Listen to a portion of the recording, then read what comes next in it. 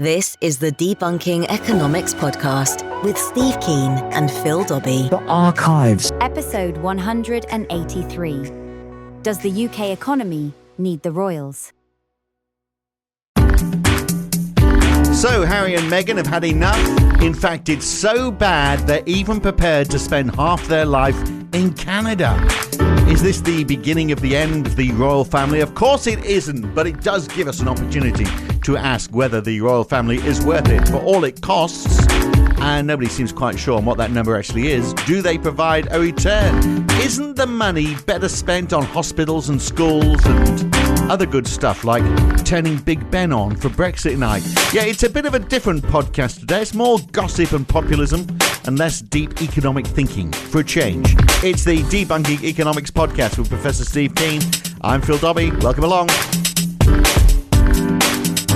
So are the royals worth the money we pay them, or do they need to be semi-privatised to make their own way in life like Harry and Meghan seem to want to do? Well, look, the Queen is funded by the revenue from the Crown estate and getting a proportion of that back. It's actually pretty hard to try and make sense of what they are getting their money from. If you go to the royal family's own website, royal.uk, all the meaty information is bedded deep down in the website. It's not in the menu, so it's actually hard to find. But that's interesting. Okay, trusty, you went snooping. I went snooping. I found, in fact, I ended up looking at magazine articles rather than official data.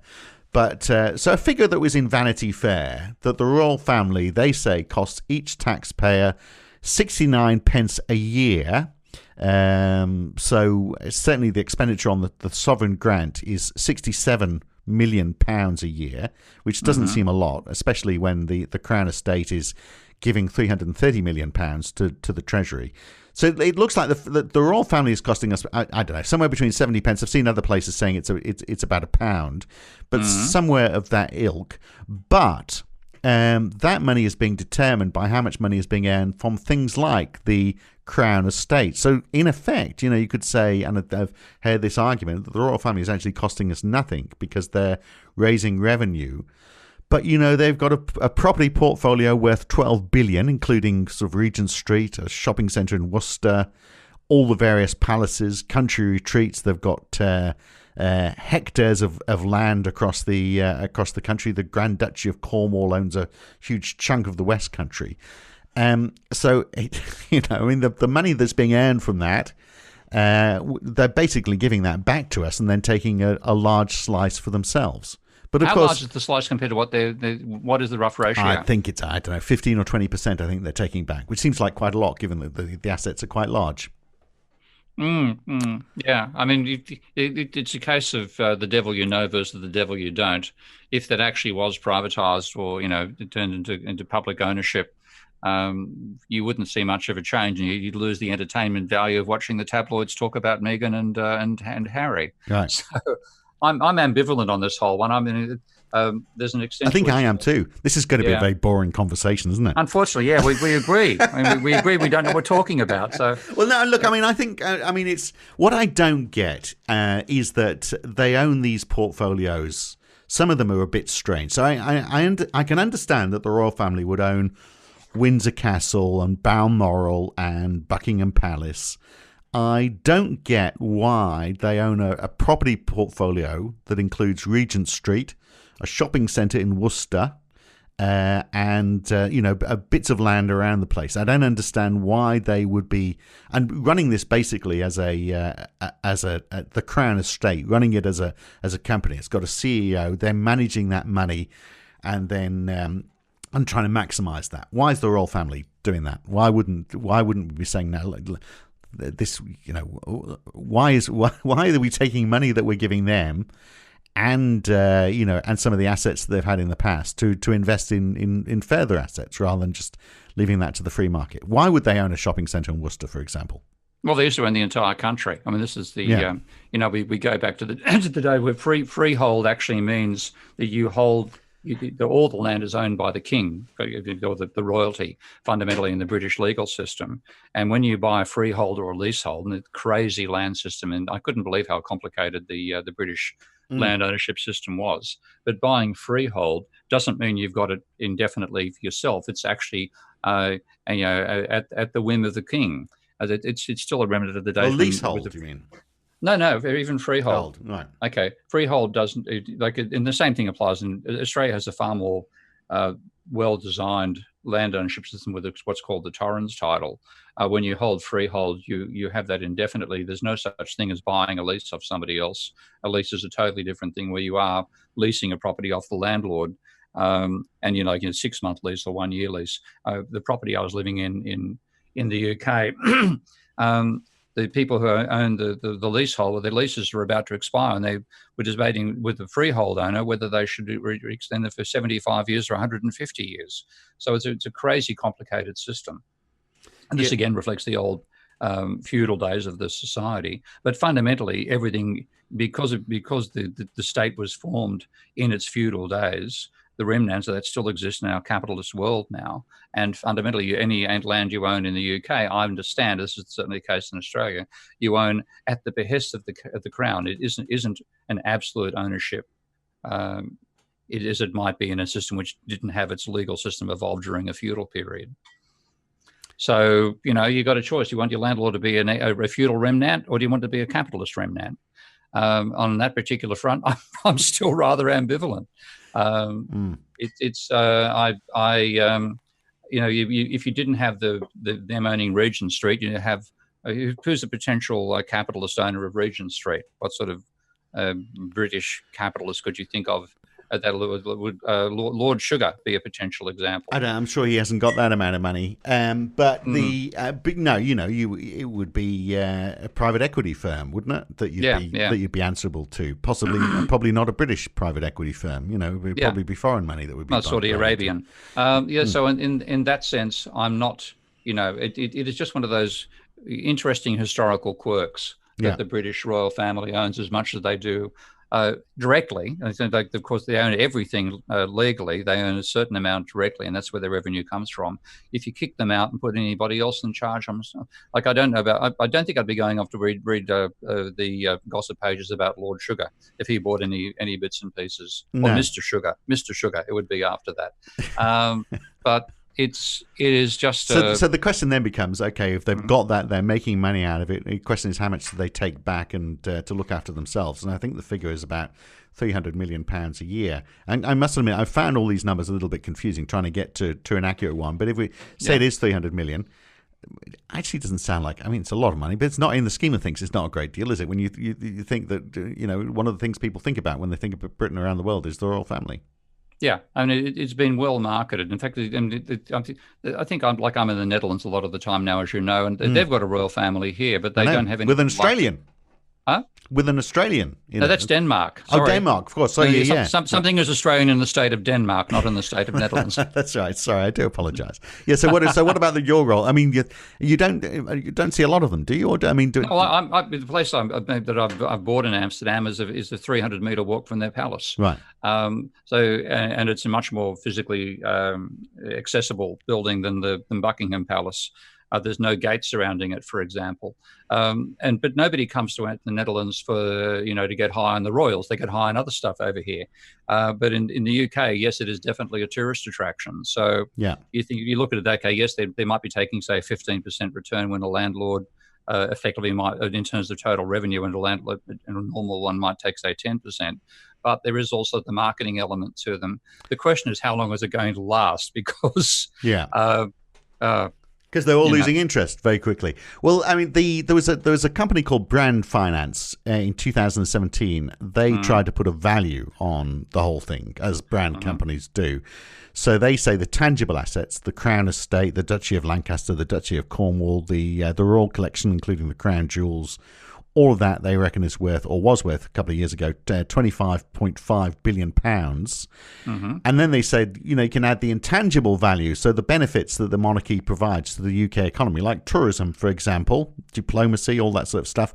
They said that was worth £42 billion. So all up, they reckon the value of the royal family, what's that footy say? It's about 47.5 billion pounds is what they're worth. So, yeah, it's certainly a lot more than you would value the royal family where you are, or indeed in Denmark, even if they do have an Australian in their midst. Yeah, and so that is a contribution, a historical quirk leading to a positive contribution today. And if you eliminated the royal family, or you'd be destroying that potential tourism value as well. Yeah. Mind you, the thing, if I find anything negative about the royals, it's really about the washover into the Tory mentality in the UK, the born to rule side of attitudes there, which coming in as an Aussie and having experienced that on a few occasions. So I had a most recent meeting in, I think it was Cambridge University, where I got a taste of that yet again. I won't mention names, but it was I wasn't impressed. The born to rule attitude, that it's not the royal family itself that has that, it's the washover of the social class out of which they come. And if I look at it, my explanation to the level of separation between the average person in the UK and the born to rule upper class elements, I really take it back to the Norman conquests and say that the Norman conquest completely wiped out the Anglo-Saxon ruling class that was there, installed the Normans over the top of them. The whole Domesday book was about working out what the assets were worth and putting William the Conqueror's lackeys in control of the entire country, and an enormous separation between the ruling class and the mass developed out of that. And I think it's still there. That is, but not in the royal family, though. Not in the royal family. This is the funny thing. It is not the upper echelons that have that arrogance and dismissive attitude towards the populace. It's really the hangers-on, the people who go to the Eton and end up, I think every last bloody prime minister in the UK, bar one or two for the last 100 years, has been an Eton graduate. Yeah, so it's more a result of the education system, perhaps, rather than... but the education system preserving this idea that we are part of the royal... just of the rich. We are born to rule. Okay, the born to rule thing. So that's what really irritates me far more so than the royal family itself. Yeah.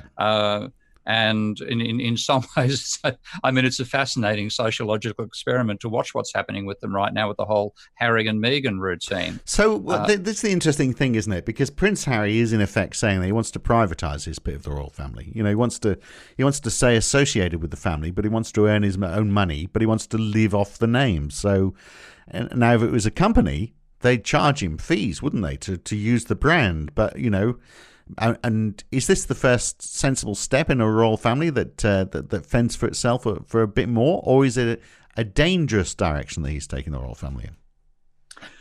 Yeah, I think it's going to be a sideshow to the whole thing over time. But there's some dysfunctional personal behaviours in the middle of that entire family, which of course I have absolutely no knowledge thereof. But they do insist on stopping this inbreeding. That's the problem, isn't it? That's where it all falls apart, when you start to you allow outsiders in the family rather than marrying your cousins. Which is the this is where it's all going wrong.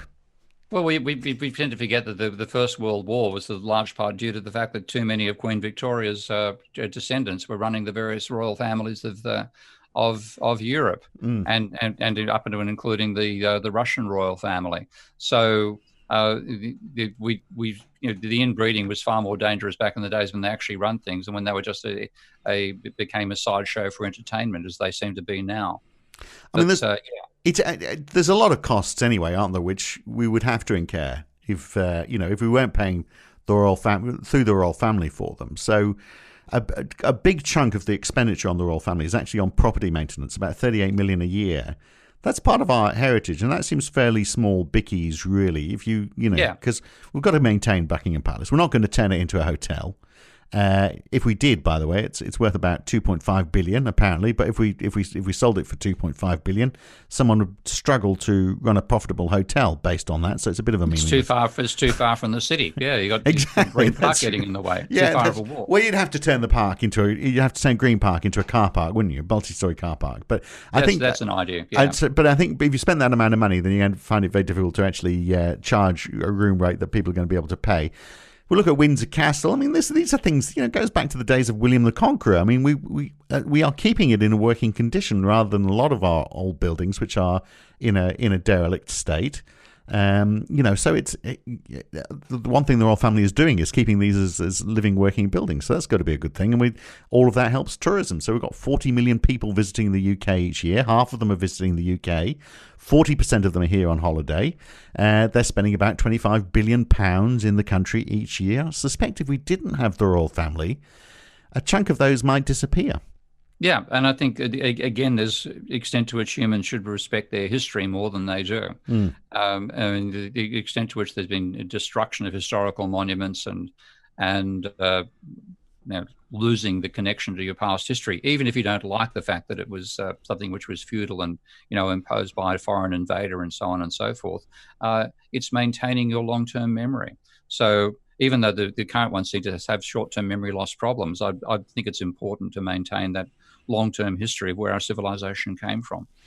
And it is a bit of a furphy, isn't it, to say, well, let's do what's done in some other countries where they have reduced the number of people who are on the civil list. In other words, the number of people who are being paid. Because actually, how many people in the royal family you pay is small compared to the cost of maintaining all the sites and, maintaining the whole entity of the royal family. Whether you've got 10 people or 45 people who are claiming money on that's a small consideration compared to the whole cost, like maintaining all of these properties, for example. Yeah, and if you wouldn't necessarily maintain the properties, you're saying if Buckingham Palace got sold and turned into a hotel, then there wouldn't necessarily be the maintenance of the grounds around it. They'd also be saying, how can we exploit those, et cetera, et cetera. So to some extent, it preserves part of the culture outside the more rapacious aspects of capitalism that we regularly bemoan. So, in that sense, I can live with the royal family. I just wish they weren't called the titular heads of Australia.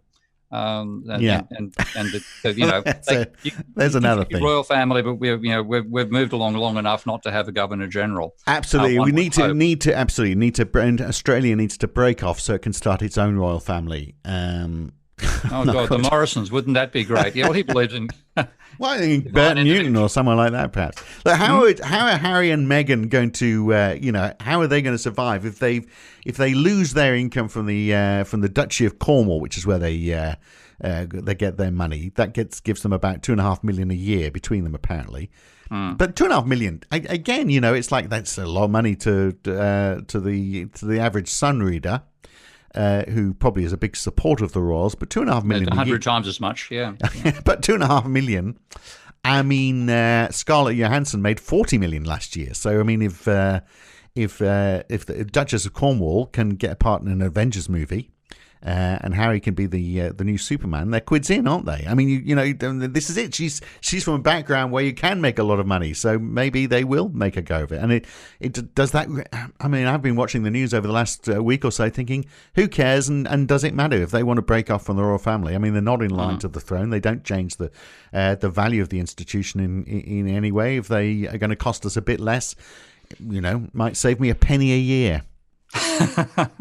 Yeah, and I think there's absolutely no doubt. I mean, we live in the world of celebrity culture. So Meghan was a celebrity in her own right before the whole marriage routine, and Harry, as a leaving, will be a celebrity. So there's absolutely no danger of them, having to sell their souls on street corners while we remain the type of capitalist economy we are now.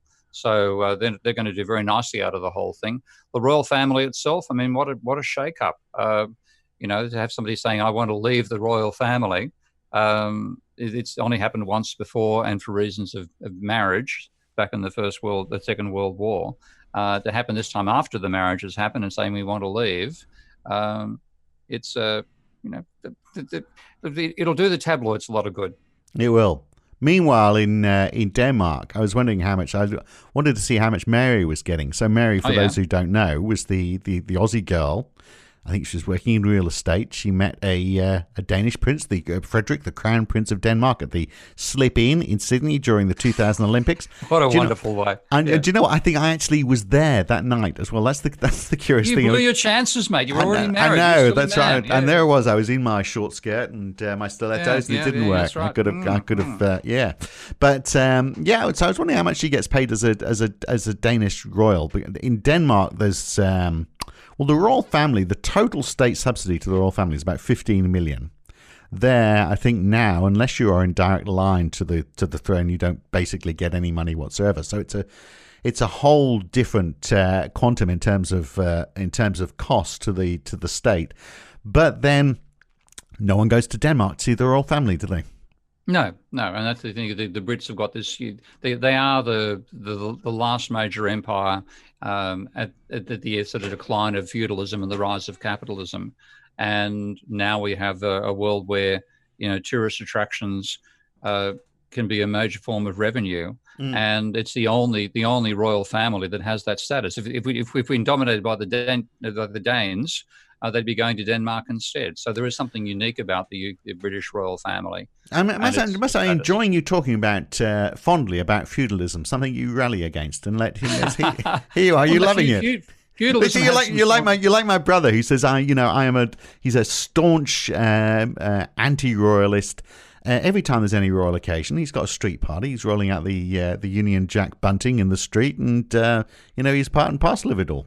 You're not going to see me go that far. But what I know about the feudal society is that it wasn't as obviously it was a power structure where the ruling class had complete control. However, they also faced peasant revolts quite regularly. When the idea the peasants are revolting is a double-ended joke, and one of the elements of those revolts in the UK was that I've forgotten roughly when the statute came out, but the statute was passed by the House of by the royal family, the House of Lords, that a peasant could have no less than, I think it was 4 acres of land to work on for their own needs.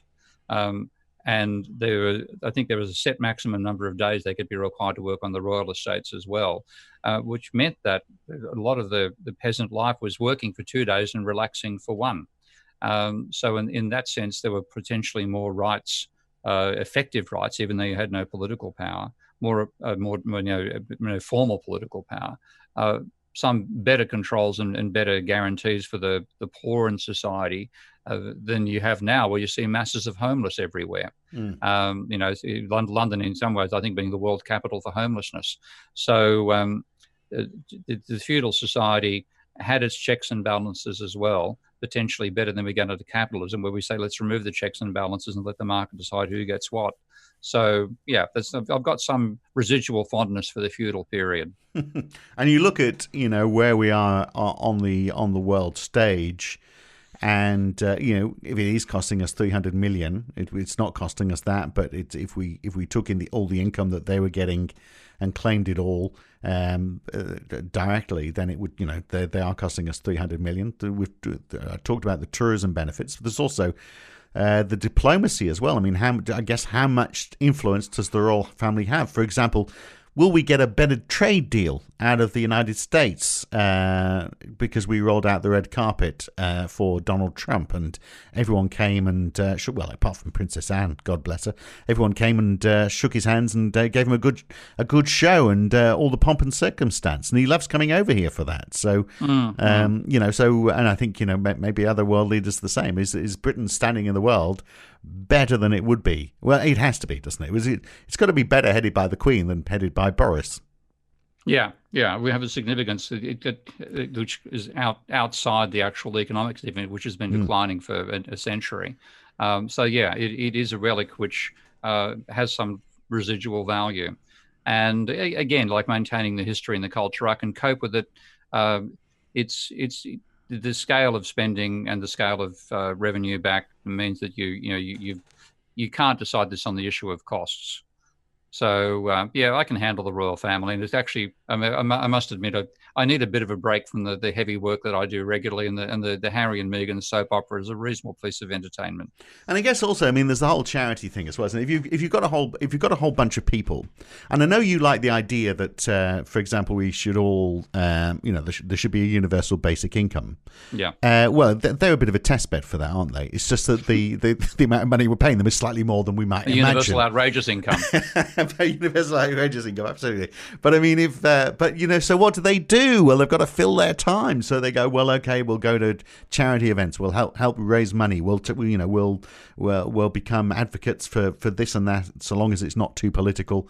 Let's try and fill the gaps that society isn't looking after. Bridging the gap that where capitalism isn't working, and so maybe that's ironically, maybe that's a good thing.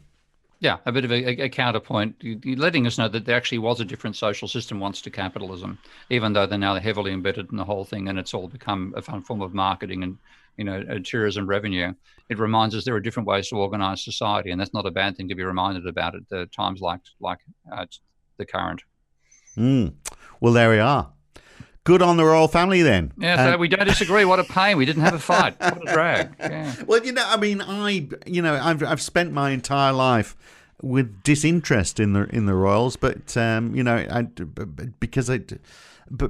because of the gossip within it, and the day-to-day stuff just actually does bore me by and large. Yeah. But I can see the benefits it's provided, and I tell you, a day out to Windsor is a great day out. Wandering around Windsor Castle is a brilliant day out, and you can see why so many tourists flock there. And you do actually, when you're there, you do feel a little bit proud to be British, I have to say. So, well, I actually enjoyed being. I've done something you haven't done. I've slept at Windsor Castle. Have you? What? In the grounds after they closed the gates? No. There's actually a whole community there, and there's actually wasn't Prince Andrew and his friends, was it? No such fun. No. Thank you very much, mate. There's an obvious feature of my taste in women that means I didn't nowhere near that territory. Right. But there was a conference I was invited to, which was held in the grounds of Windsor Castle, and the accommodation was in Windsor Castle. So maybe I'm biased. Maybe you are. All right. Very good. Well, good luck to them all. Good to talk, Steve, and we'll catch you again next week. Okay, mate. Bye. And it is a slightly meatier, less vacuous subject next week. Is the share market killing innovation? Stocks are running away with themselves at the moment, particularly in the United States, which accounts for close to half of all the world's shares in terms of value. But does a rising share price do anything for productivity or for company growth? And if not, why are we so fixated with it? Is there a better way of ensuring that resources are allocated to support businesses with the greatest potential to grow and meet our needs? That's next time on the Debunking Economics podcast with Professor Steve Keen. I'm Phil Dobbie. I'll see you then. If you've enjoyed this podcast, then please share it with your friends, like it on YouTube, and subscribe to this channel.